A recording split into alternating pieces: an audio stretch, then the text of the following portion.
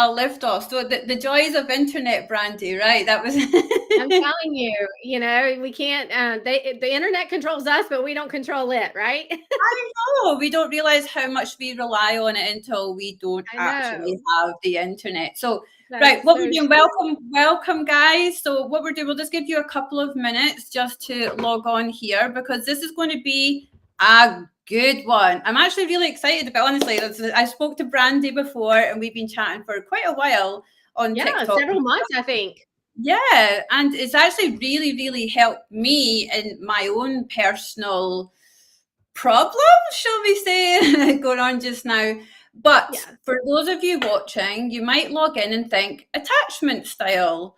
PCOS. So what's that got to do with PCOS? But the more that you're going to listen to Brandi, because Brandi will be doing a lot of the talking here, you're going to be realizing that attachment style has a lot rooted in your hormones and how we deal with stress and how we can sort of deal with trauma and heal our trauma today, which helps your hormones. But welcome. So coming in and watching, I've got our coach Carly. It's so awesome to join us. So how are you, Brandi? I'm doing well. I'm doing well. Thank you for inviting me. Oh, It's a privilege. It's a wonderful opportunity. Thank you. honestly, the privilege is mine because I've really been really looking forward to this because I am obsessed with attachment theory and how it affects you. And in fact, I think I'm quite bad for analysing. Probably lots of people out there thinking, I know what you are. It's like, I'm Right, really right. Once you get on the rabbit hole, and then now it's like, okay, I can, or you even watch shows and you're like, oh my bad. goodness, that's an anxious attachment. That's a dismissive of, and so forth. You can start picking people out by their responses and. Exactly. But for probably about 90% of the people that's going to watch this tonight, and if you are watching, guys, please drop in the chat box that you're watching. Say hello because we would want to welcome Brandi into our community. And Brandi is on TikTok. We'll tell you how to find Brandi. So don't worry. She's got an excellent account over on TikTok. So I watch Brandi all the time. So I'm obsessed, absolutely obsessed with her account. Thank you so much. But we're just going to get into it, guys. And then please pop in your comments or your questions rather, because we're going to wait for about 5 to 10 minutes at the end, and you'll be able to ask Brandi or myself any questions, but specifically Brandi, and we'll get to them at the end. But cool. So we'll just get into it. But welcome and join us, Brandi. So just tell us a little bit about you and who you are. So my name is Brandi. My business is Beautifully Broken Path. It's just me. So what I do is I am a certified relationship coach that actually specializes in attachment styles as well as healing from breakups and divorce, because attachment styles play a huge part in our breakups, our patterns of relationships, and divorce. So I've been doing this for probably, let's see, 2 or 3 years now. Yeah. Wow. Okay, so that was my next question. I mean, how did you get into attachment styles? How did I get into it? A lot of it is just I've always had a passion. A lot of it stemmed from me working on myself. I was in therapy years ago, and going through a divorce, actually pre-divorce, mid-divorce, and post-divorce.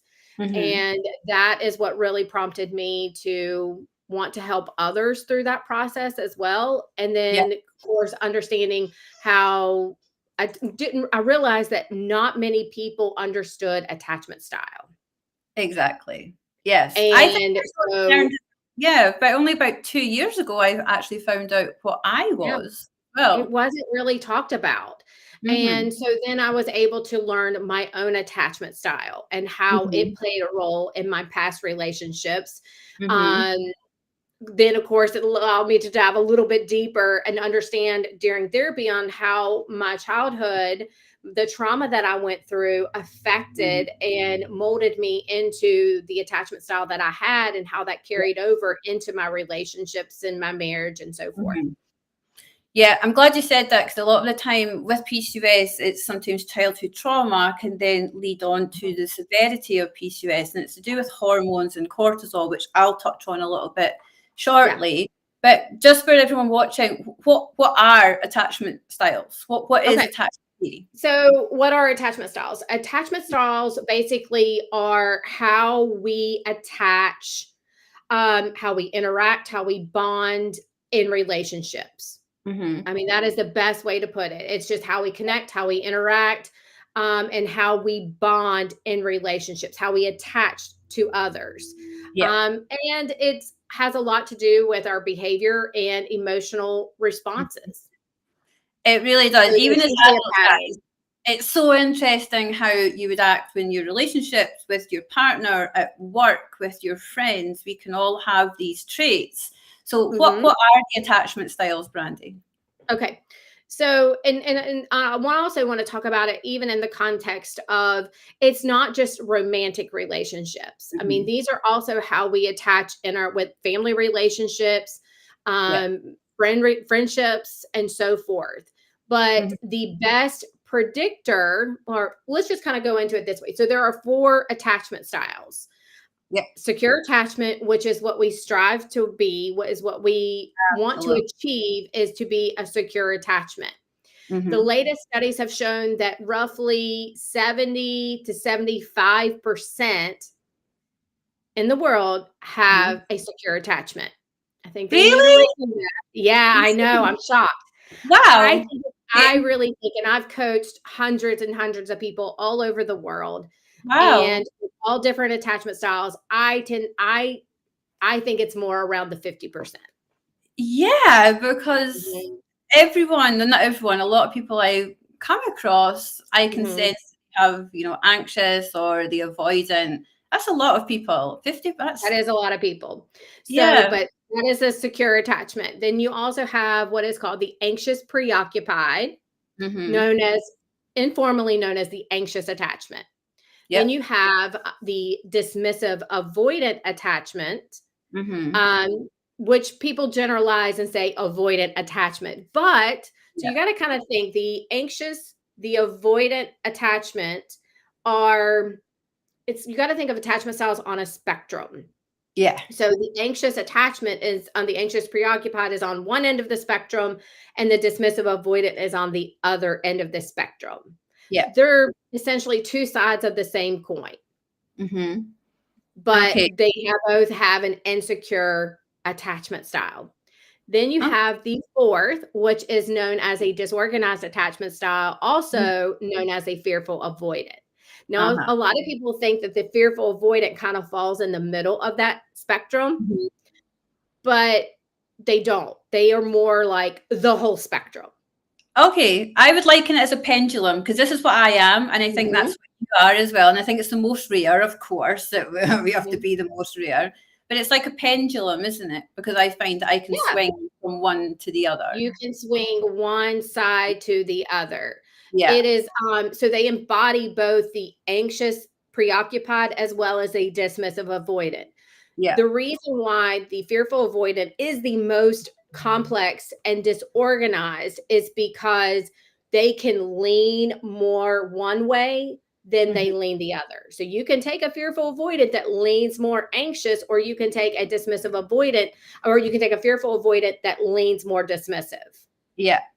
Yeah. And does it all depend on their partner at the time to which way that they'll lean at that time? Yes. So for a fearful avoidant, disorganized attachment style, what you typically see is if they are with somebody who has an anxious, preoccupied attachment style, they tend to be more dismissive. If they are with somebody who is dismissive, they tend to lean a little more anxious. Okay, this is all really, really interesting. Now, guys, you'll be watching this, and Brandi and myself probably will be saying words that you might never have heard before, or you've never really contemplated before, but we'll be digging a bit deeper into this, and we'll tell you exactly. Brandi's actually got a test on her profile on TikTok that you can take, which is very good, and it actually breaks it down, doesn't it, on your test? It does, because a lot of people, they'll take tests and it'll say, oh, you have a secure attachment style, or you have a anxious preoccupied attachment style. We are not a one size fit all. Yeah. So attachment styles are fluid. So they can change over a period of time. The best predictor of someone's attachment style is how their parent or caregiver was able to show up and meet their child's emotional needs. Or was not able to meet their emotional needs. So it can be very fluid. I have seen, so that's the reason why my test gives you percentages, because I've seen people who take the test and they can be 60% secure and 40% avoidant. Okay. Or, how easy is it to heal? I think this is maybe a question I maybe got later, but I think it's, how easy is it to heal your attachment style? It takes a lot of work. Yeah. It takes a lot of work. It's not easy. And that is what people have to understand. It takes a lot of doing the inner work, learning to work on yourself, learning to heal your insecure attachment style, learning to working on your self-worth, your self-esteem, how you view yourself. Learning to create your own identity outside of relationships, or for a dismissive avoidant to see the importance of connection and vulnerability in relationships. So we'll not be afraid of it and not have kind of overcoming those fears. Yeah, so that will make sense, but it's kind of like, those are watching, it might sound like we're just pigeonholing them into, oh, you're this and you're that. But how does the attack, because it relates to everyone, well, it's actually one of the most probably studied theories now coming up for, and it's one of the most proven ones. So how does this actually affect our lives, our bodies, our minds? Because it will, guys, it will affect you. Sure. And so the best way is, it affects our relationships and how we make connection. Okay. So it affects us in how we interact with others, how we create those emotional bonds and connections with romantic partners, friends, and family. It affects our emotional well-being, and how we so it going back to our self-esteem, our worth, being able to trust others in relationships. So secure attached people, which we want to achieve, is we want to be able to feel safe and secure and be able to trust others. An anxious attachment, well, their biggest fear is fear of abandonment, fear of rejection, fear that the person is going to leave the relationship, and they're not comfortable being alone. They find their self-worth, their value in in the other person and in relationships. So their need for they need a constant reassurance and validation. Exactly. And what I want to say here, though, guys, is especially for hormones, because we're trying to sort of merge the two tonight together. So Brandi and attachment styles, and me, PCOS.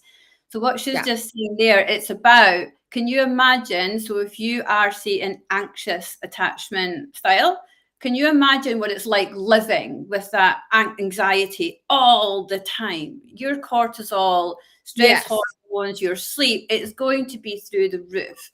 So this, in effect, is going to affect everything. It's going to take a toll on your body.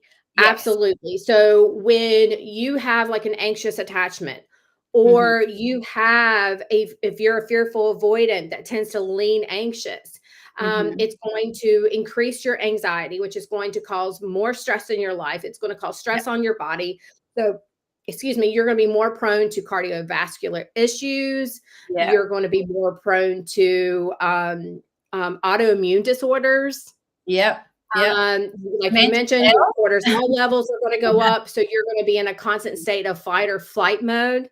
Your nervous systems, you're unable to regulate your nervous system. And there's going to be higher levels of inflammation in your body.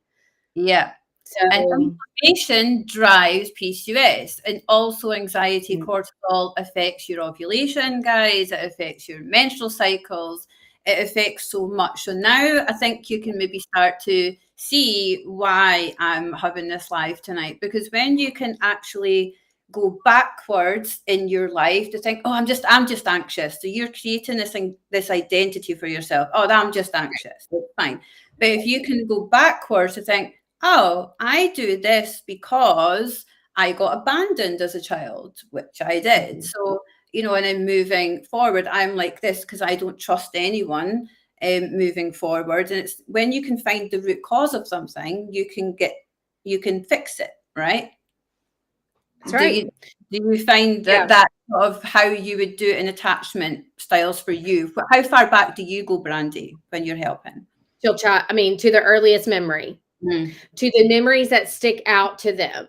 So you do have to go back. I don't want to, you know, a lot of times, like with therapists tend to work from past to present, where coaches like myself work from present to future. But in order to, for a lot of people, we do have to kind of go back into that past. How, you know, what was your mom like? What was your father like growing up? How did they meet your emotional needs? So for an anxious attachment, a lot of times they didn't have that consistency. It was that intermittent love, you know, affection being shown. And then I don't have time. I'm busy. I've got to do this and this and that. So they felt like, you know, or if you do, you know, if a parent showed up and said, well, you know, honey, if you do this, then you will get rewarded this way. So then they learned that love was transactional. Yes. And if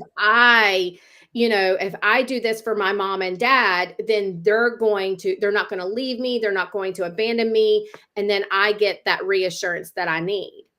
Yes. Or So that's a dismissive, for a dismissive avoidant, yes. You know, their parents were not able to meet their emotional needs. They were usually cold, standoffish. Emotions were not talked about. They didn't know how to handle their child's emotional needs when they were upset, hurt, or crying. It was kind of like more go to your room, you know, deal with it yourself. Why are you crying? Suck it up. So dismissive avoidants were taught to be very self-reliant. I can't rely on my parents to meet my emotional needs, and I don't like others to rely on me. So they tend to internalize and cope and deal with their own emotions. And then where anxious preoccupies, externalize. Exactly. So even though they're sounding like they're quite big differences here, even so anxiety would probably internalize or maybe show is that hyper sort of vigilance as well. But when you're avoidant, you want to deal with everything yourself and you compartmentalize, then you're probably a workaholic and you've got more stress. So it still relates into this as well. So it does seem that attachment styles are sort of rooted in trauma as well. It is. So do you think sort of healing your attachment style would in turn, you know, help lower chronic stress? Because then you can actually see your stress. You can actually see what's there. Yes. With that. Yeah. You're taking the subconscious, everything that has been suppressed through the years of your childhood. And we operate 95% in our subconscious. Yes. So what I work on is taking everything that has been suppressed and bringing it to the conscious level, because you cannot work on things until it is conscious. Okay. So it's doing the inner child and learning how to reparent yourself, doing the inner child work, doing it's learning how to set boundaries for yourself. Boundaries. So many people lack setting healthy boundaries. And the best way to put it, we have to set boundaries in order to protect our mind, our body, and our soul. Exactly. It keeps peace and harmony in our life. This is actually something that we do teach in the program. Actually, it's about the boundary setting, because when people think about PCOS, it's just like losing weight. This is what they get told by the doctor: just lose weight. But it's not. If you're got toxicity in your life, a toxic workplace, a toxic spouse or a partner, or just lots of stress in your life with no boundaries, you have to actually start to set these in your life. You have to stand up for yourself as well. Correct. Yes, absolutely. Boundaries are key and crucial. Yeah. But So it's a lot of thought challenging, working on doing the inner work is a lot of challenging core beliefs that you have about yourself, Mhm. that has been instilled in you that you've carried through the years, learning how to rewire and reframe that way of thinking, those ways of thinking. Okay, so just want to say, what's the most common attachment style that causes stress? So if a woman is thinking, oh, that's maybe sounding like me, or they're really stressed out all the time, well, what's the most common one, and what's the characteristics of that? Just so women can be sitting like, Sure, that's me. absolutely. So here's an interesting thought. Mhm. Tend to see, I would say the most common is an anxious preoccupied. Okay. I tend to see that more predominantly in women. Now, Uh-huh. here's another little interesting fact. I Mhm. tend to see more fearful, avoidant women than I do men. That Oh, doesn't mean wow. that they're not out there. Uh-huh.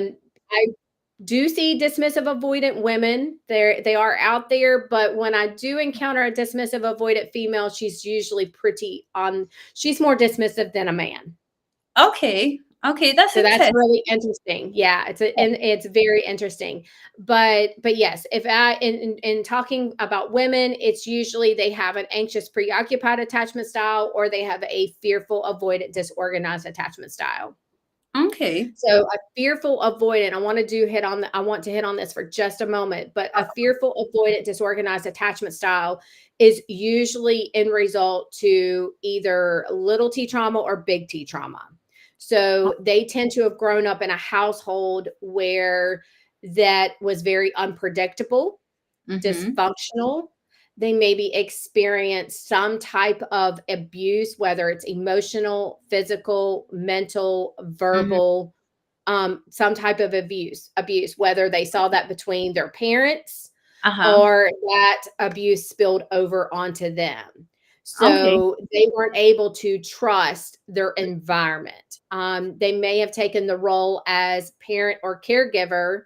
I Mm-hmm. would say they were maybe put in the role as a parent to their parents, Okay. because maybe there was some type of maybe their parent had a mental illness Mm-hmm. or there was alcohol or drug abuse in the family. So now you can kind of sense where there's that unpredictability, Yeah. not feeling like they can be able to trust another person. They feel like they're going to be betrayed, Mm-hmm. and so forth. Very interesting, though. But I just want to pop in here as well. So it might not even happen in your childhood, though, guys. You could have had the most Right. loving parents ever and secure Yes. upbringing, but then you could have had a partner that sort of tipped Mhm. you onto that as well. I just want to, Absolutely.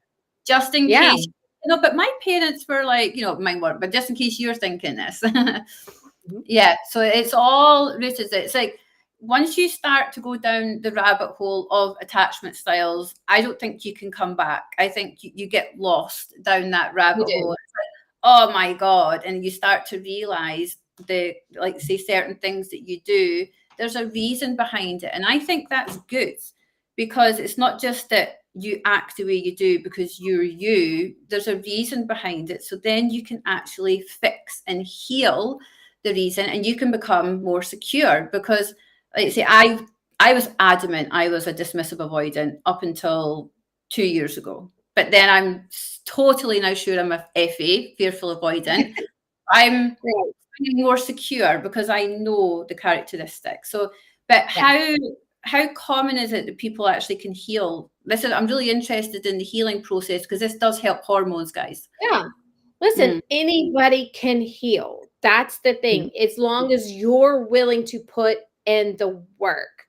But a yeah. lot of times people, they want to, but they don't know how to. So that's Mhm, where I come in as a coach is giving you the tools that you need to mhm. lay that foundation. You got to think if you want to become more secure and you want to build a secure house, where does it start? It starts at the foundation. So Exactly. I give you the tools that you need in Mhm. order to become more secure. Yeah. Whatever your attachment style is, whether you're anxious, dismissive, fearful, avoidant, Mhm. I'm a fearful avoidant as well. So my baseline is always going to be fearful, avoidant. Yes, Yeah. I have Okay. worked to become more secure. If I take my own test, I come out like 75% secure. But Good. don't be mistaken. My fearful, my anxious part of me, the dismissive part of me, it will rear its ugly head every now and then. But now I'm Yes. able to go, okay, I recognize you. I Yes. see you, little girl. I know where this is coming from.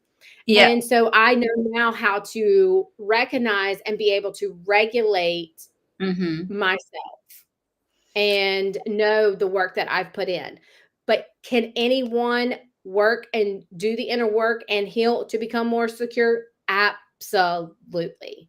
It Good. just takes work and you have to be committed on doing it.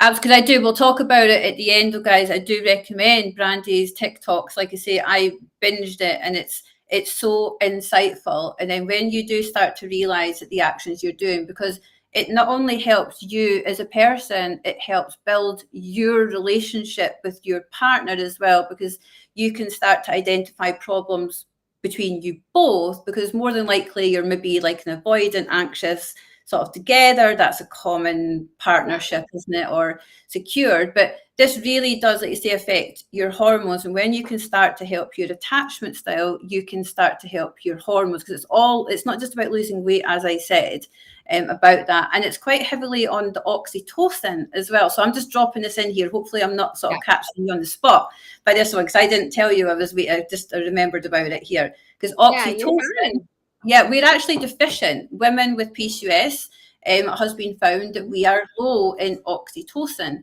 And I'm sure I was reading a study about even secure attachment styles. I think they were found to be high in oxytocin and other people were low. So there's a major correlation there as well. And that's the love hormone. That's the cuddle hormone. Because when you're secure with yourself, you find happiness within yourself. And that by finding happiness within yourself increases that oxytocin. Yeah. You're now in control. You have power over your own identity, your own happiness. Exactly. So, and you're not relying on another person to fulfill your needs.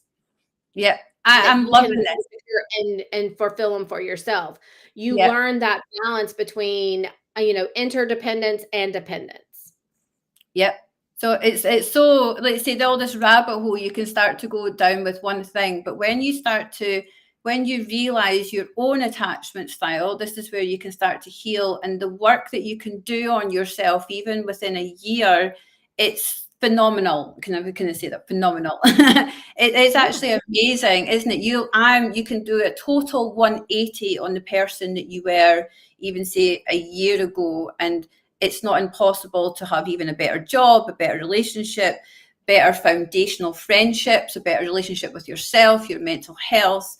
Everything is rooted in your attachment style. I fully believe this, even in your hormones. So, and I do, just before we try and move on, I do just want to get in there, guys, please get in your questions for Brandi, because for some reason I'm not seeing them on the screen here. I'm having to use my phone. I don't know what technology tonight, as usual. It's typical, because I was hoping that Brandi was going to be able to see the questions. I'm not seeing them as well. I'm not seeing them either. So I've got my phone up here so I can read them out to Brandi. So please do read, or rather get your questions in there, and then we will deal with them at the end or answer them at the end. So, but anything that you want to add in here for sort of anything that's even like hormone related, or even a journey that you've went through, or how have you personally found about your attachment style and your own inner well-being, if you've noticed, like periods, I'm going to ask you, or your mental health and stress. Sure, go for it. Listen, I'm an open book. That is one thing that I want to stress. But,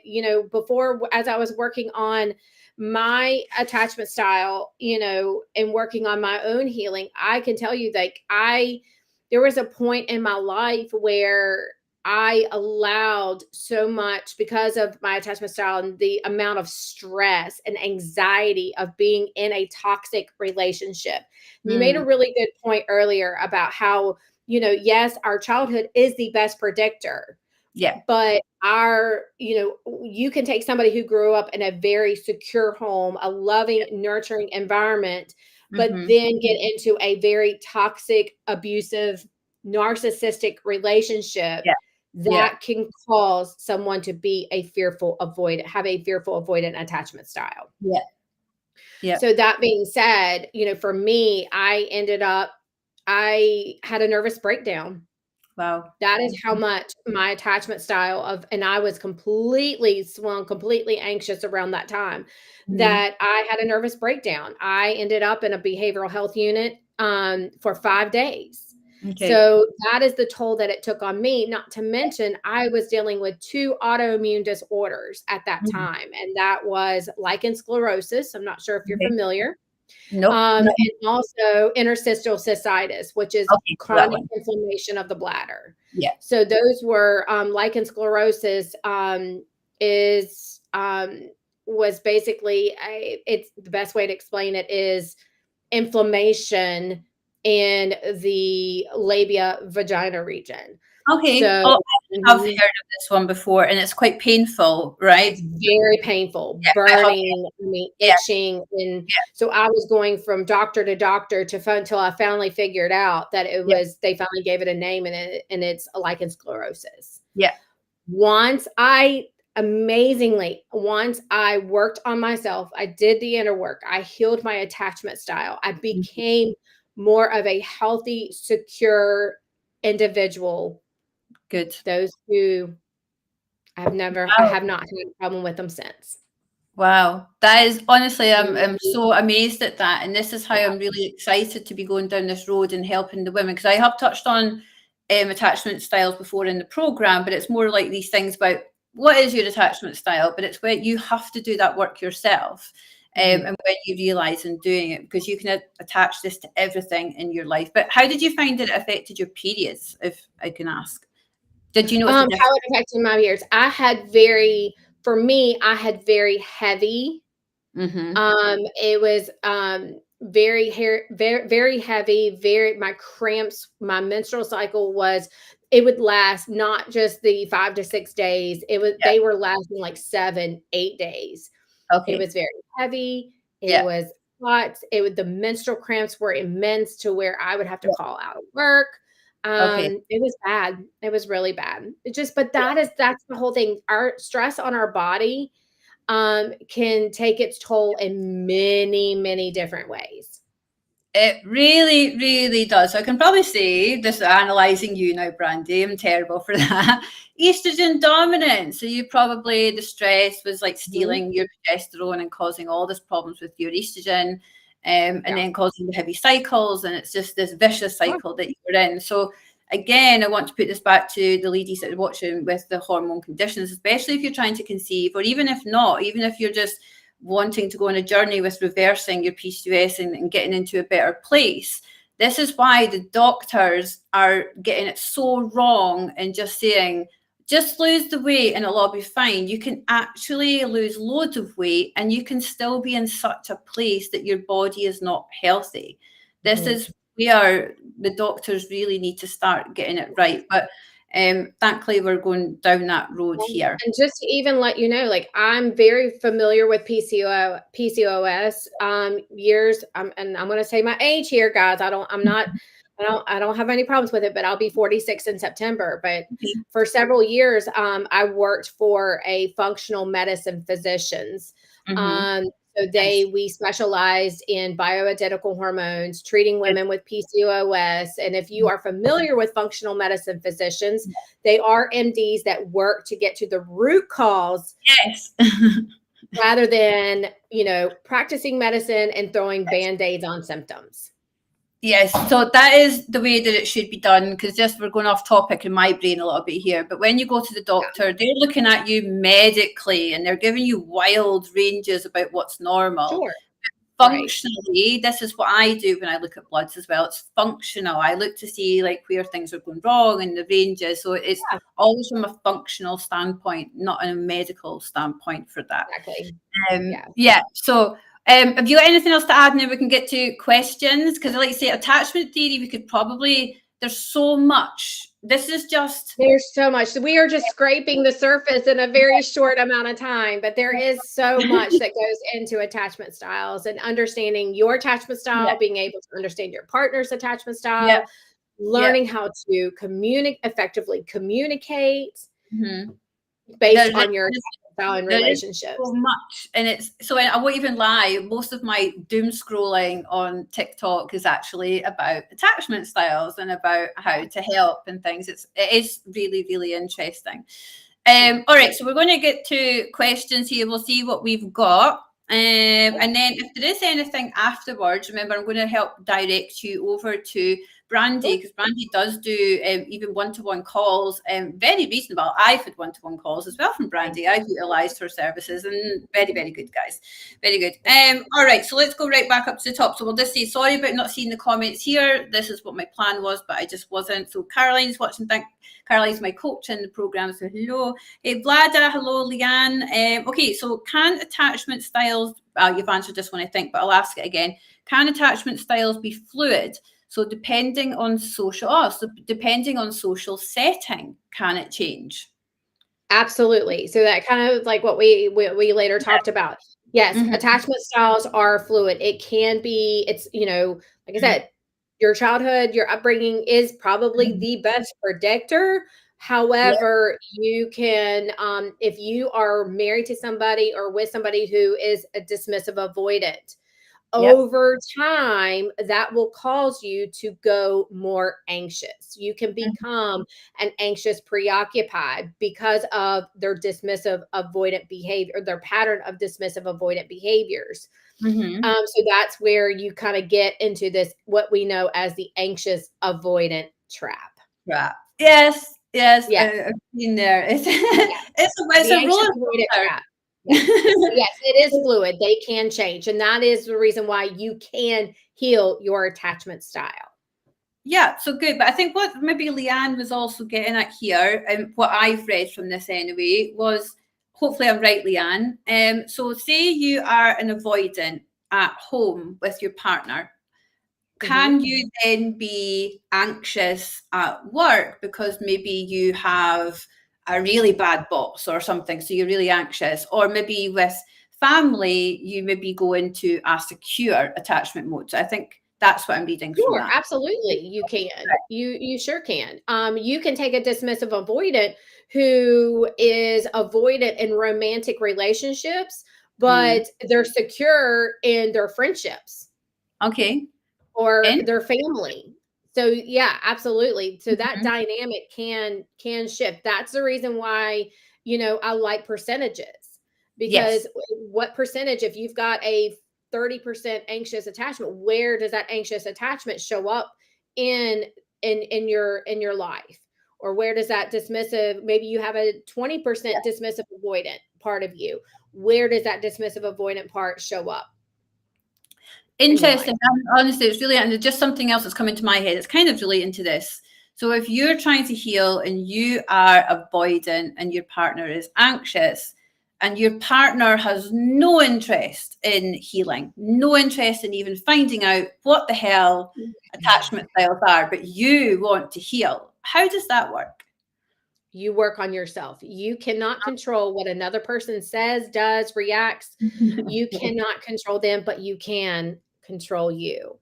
Okay. You can work on yourself. I have coached people. I also coach couples that one person kind of starts the journey themselves, and then their partner sees, oh, well, I'm kind of noticing some changes. You're not so anxious. You're not questioning me where I'm going, what I'm doing, when I'm coming back. And so they're kind of like, all right, well, maybe I need to I'm kind of curious. I wonder what and you bring up attachment styles. Well, now I'm kind of curious what my attachment style is.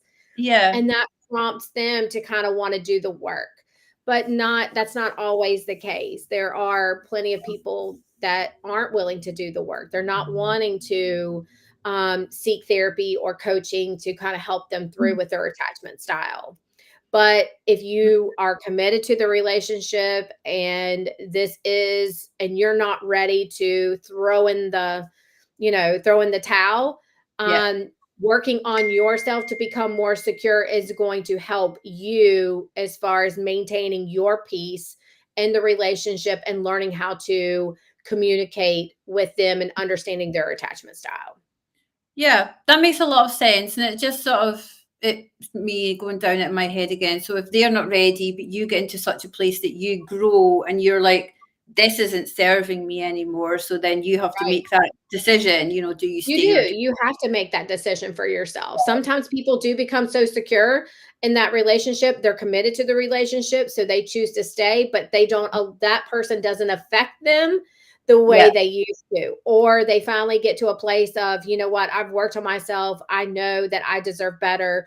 You know that my needs are not being met emotionally by my partner, yeah. and so they. That's when they decide to exit the relationship. Oh, let's see, we could do a whole episode just I mean, on that's that. what I'm saying. We're just scratching the surface. It's so interesting. I am going to be bringing Brandi back, guys. Don't worry. And we are going to be doing a live on TikTok as well, sometime very, very Yes. soon. But this was just to open the door, so to say. And Caroline saying she's definitely going to do Brandi's test. Now, Brandi, I have done your test, but I can't remember. I was definitely the fearful avoidant with like I can't remember what it was now. It was a while ago that I did it. So it's a really good test, guys. Do go and see. Hello, lovely Sabo is here. Caroline Chalmers is saying she's done a few tests and it always comes back with dismissive avoidance. So that's female. So Hey. yeah, with that, I always found that I think female dismissive avoidance are quite not rare, but I think they're less than men, right? I think they're less than men. They're not, I mean, rare would be that's definitely not rare. I've coached plenty of dismissive avoidant women. But I do tend to see more dismissive avoidant men than I do women. Okay. But yeah, but no, I mean, and it can. I think more women are, like I said, they tend to be a little more extreme Yeah. than dismissive avoidant men, Okay. but I think they're more inclined to work on themselves than dismissive avoidant men are. Yeah, I would say that women really are a bit more, I don't know, they think it's worth it to work on themselves. Men are just like, oh no, that's Absolutely. my bill. No, Yeah. it's worth it for anybody that's willing to put in the work. You know, Mm, if they're self-aware and they know that this is their attachment style, yeah. it's worth it. You know, we don't grow in the comfortable, we grow in the uncomfortable. So it's stepping out of that fear. Exactly, and I love that analogy as well. Let me see. Caroline is also Caroline Highland. Coach Caroline is also saying that she's dismissive avoidant. So, like you Right. guys get together. Oh, I mean, you know what? I have a soft spot in my heart for DAs. I really do. I know they get a bad rap. I know Yeah, people just like want to burn them at the stake because they, you know, they just get such a bad rap. But I have a soft spot in my heart for dismissive avoidance. I think they're probably really good in the workplace as well. They You'll are. find very Yes. They're successful people. very driven, very successful, you know. So yeah, but Yeah. they want to be loved. They want to they want to connect. They have a hard time stepping out of that fear of being vulnerable and opening themselves up. Yeah, or it's maybe like in the beginning, as I say, well, we're going into the realms, but we probably shouldn't. And Yeah, I I don't want know. to feel attacked. And if you're like, no, it's probably like in the beginning, it's all good. But then, especially if I seen your Yeah, TikTok actually before it came on with the anxious, and it's all good. And then it's like, yeah. whoa. Right. Because dismissive avoidance biggest fears are fear of connection, fear of commitment, fear of conflict, Yeah. fear of losing their independence and autonomy. Those are Yeah. their biggest fears. Yeah. Yeah. I can attest to that one. Just joking, both Carolines. Right. Okay, Sarah's saying she's never done a test but really want to now, so definitely do it. And yes, Sarah, it's definitely about the boundaries, but it's about figuring out what you need as a person first. This is what we do talk. We'll talk about it more in the program, so don't worry. But it's about what do you need and your boundaries for your stress, the people toxicity around you to be able to heal from these. So let's see. Leanne's saying she's going to do another test, but yes, I've actually linked Brandi's profile underneath one of my posts on there, and I'll definitely share it again underneath this live. So don't worry. But I'll get Brandi to tell you as well how to find her. Sarah's asking, this is probably not linked, but we can talk about it for a couple of minutes because I'm interested too. Are love languages linked to attachment styles? Absolutely, they are. Okay. They are linked to it. Okay. So how we show and receive love is also has a lot to do with our attachment style. So you Okay. take an anxious, preoccupied. They tend to show love through words of, usually through physical touch, words of affirmation, and quality time, especially quality time between, right? Yeah. They tend to show love, but that's also typically how they want to receive love. Yeah. Okay. Yeah. Dismissive avoidance, well, that makes them feel a little uncomfortable. So they tend to show love Yeah. through acts of service and gifts. I'm laughing. I But, feel triggered right now. but here's the kicker. This is interesting. So a lot of times they're comfortable, depending on where they are on that dismissive avoidance scale. Yeah. They will want to receive love. So if they show love through acts of service and gifts, sometimes that's what they're comfortable receiving. But a Okay. lot of times, secretly, they really do want words of affirmation. You got to think they didn't get that growing up, Yeah. or affection, because they didn't get that growing up. But Yeah. they struggle voicing that this is what I need. Oh my God, you've actually just sort of laid it out perfectly. Like I said, this sort of personal situation. That's actually really funny. So yeah, Sarah, that was a good question. But yeah, Great that is question. very accurate from what I know. So good one. Mhm. And it's like, yeah, you feel seen and triggered all at the same Mhm. time. It's like, oh God. What I find with fearful avoidance is we want it all. Needy We want all the love languages. Well, yeah, because I can sometimes never pinpoint what I want, but it's more like Yeah. time and quality time and touch for me. Yeah. That's my physical touch. So, Yes. right, what have we got here? So Caroline said a lot of parents of her generation. So Caroline is the same age as you, Brandi. Okay. Thought that they were bringing their kids up to be strong and independent, but the lack of emotional support resulted in DA. Now, this is also, Caroline was military family as well. Yes. Yes. Yeah. So you do tend to see, I really, that kind of opens that up. I do tend to see, when I do coach people, if they grew up in a military family, they tend to be more dismissive avoidant. Okay. So yes, that is true. Now that I think back to my dismissive avoidant females, they usually they were in a military family, Okay. or It's like, show no police emotion. officer, Like, something. yeah, just Yeah. So, and also too, it's, with dismissive avoidance, usually their parents, and it's a generational curse. That's yeah. another thing. It's like our parents did the best they could. Sure, we can say, we are this attachment style based on my parents or however, but they did the best they could based on how they were raised and how they were taught. Exactly. So we have a choice here that we can either continue this pattern, or we can break it by healing our own attachment style and showing up different for our children. Again, this is a whole new thing, but it's sometimes by the time that you realize that you have got attachment style problems, your kids might already be 12, 13, 14. So you may have passed these things down onto them. So you can semi-break that generational curse, but not fully. So it's about trying to catch it early, I think. Yes, it is. But you can still, I have a 13-year-old as well, and I can already make up his, I can see his attachment style. But that door's not shut. You can absolutely, go back and say, hey, tell me, how are you feeling today? Have weekly family meetings to where you can talk about, sitting around the table or so forth, and saying, like, do emotional check-ins. That's another thing I encourage my clients to do, is have weekly emotional check-ins with your family, with your kids. Okay. And be open yourself. Okay. That's actually a really good idea. Actually, I might start implementing that with my children, but all three of mine are different. So I've got three, and they're all different, bizarrely, but it'll be something that I'll need to look into for that. Let's see if there's any more questions here. Yep, and Sarah's saying, what? 46? You look amazing. So yeah, of course, Brandi does. Yeah, the ladies on here are really, really nice.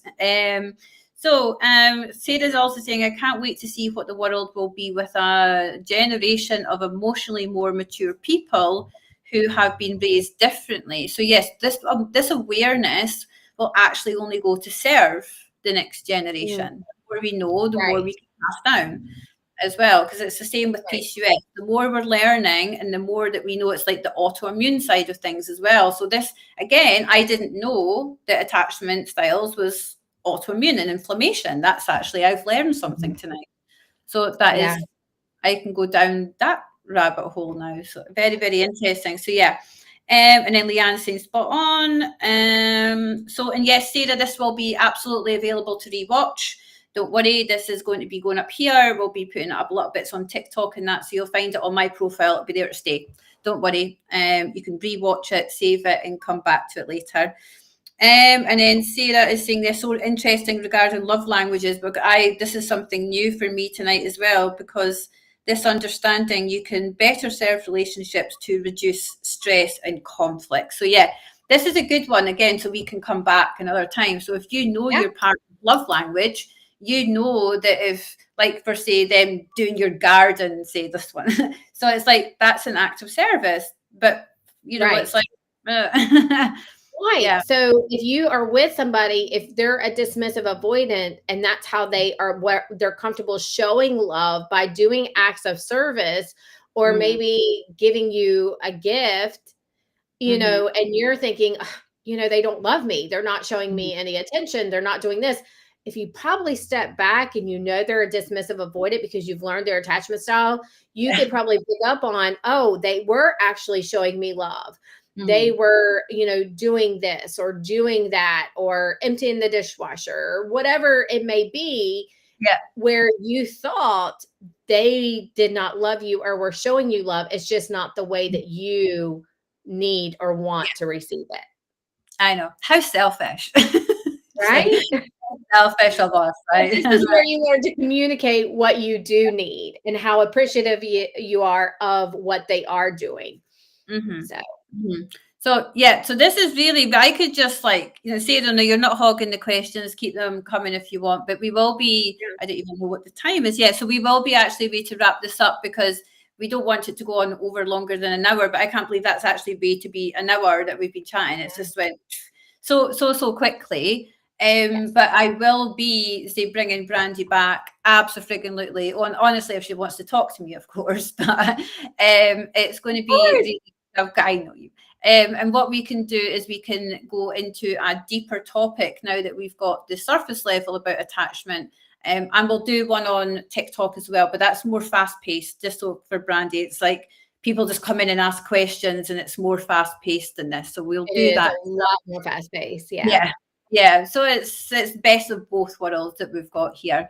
But yeah, so thanks for your questions, guys. It's been really, really good. But I want you to, so quickly, Brandi, how can we find you on TikTok? Okay, so you can search me with a Brandi _ beautifully broken. I know my name is Beautifully Broken Path, but I think TikTok only allows me so many characters. But I will, guys, tell you to be leery. When you search and you try to find me, there are numerous fake accounts out there. Oh, yeah. I want to make that very clear, that pay attention to the amount of followers. I don't say that boastfully, because it's really not about the followers for me. It's about helping others. I could care less. But do pay attention. I think right now I have around 166, I think. 65,000 followers. I'm reducing them. I'm sorry. So I do have around that amount. I follow, you know, some people say, well, this person's following a lot of people too, because I love TikTok. I like to support people, and I love, you know, so I do have around a 1,500, you know, that I follow, but really pay attention to that. So I have a yellow background. Here we go. So it's 100. It's backwards, guys. So it's 164. 0.4. That's the real Brandi. It's just the the real me. Yeah. So, and I know it can be confusing, because for whatever reason, once you follow me, you are going to get messages from fake accounts. Yeah.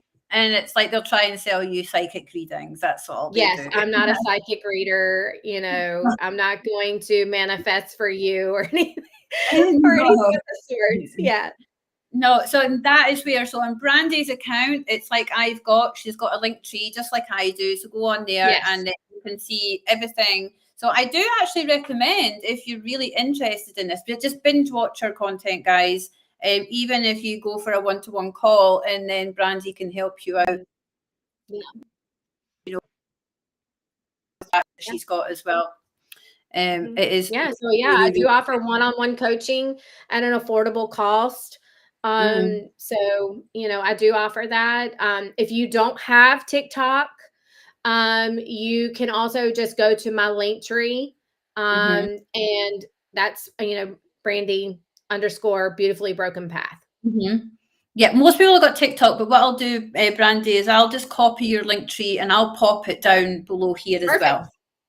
So people can just do that, because I mean, who doesn't have TikTok these days? So I've got right. Everyone's got. We're just worried here in the U.S. that the United States is. I know. That's right. I forgot about that. I've not heard anything else about it. So I haven't heard anything else. I know that it has been banned. That the bill did go through, and they're trying to fight it.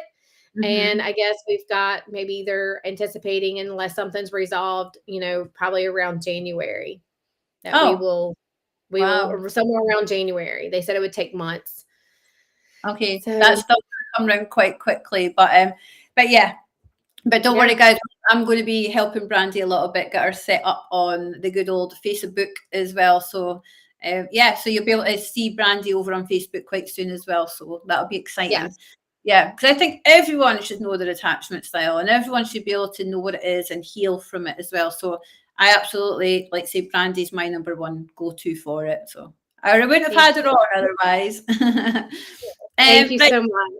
Perfect, guys. So I'll just end the live here. But if you've got any other questions or anything, just pop them down below and we will get to it. But please join us again, and #replay, remember, or tag me to come back with any questions, because we'll always love to come back and help you. So, right, perfect. Brandi, you can just stay on for a couple of seconds if you want, but bye, guys.